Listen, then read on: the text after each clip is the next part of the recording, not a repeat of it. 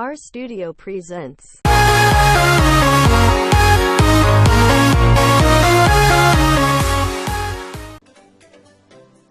Heidi Klum is opening up about the time Donald Trump criticized her by saying she's no longer 8'10", a few years ago.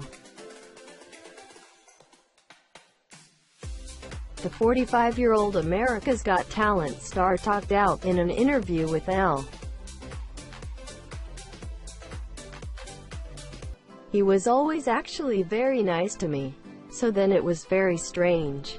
I was like, why am I being brought into any of this? I wouldn't even think I would be on his mind, Heidi said of the interaction.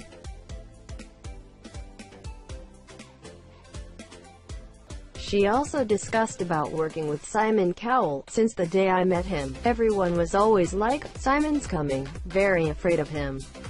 I just went up to him and said, so, Simon, when are we going to do a makeover?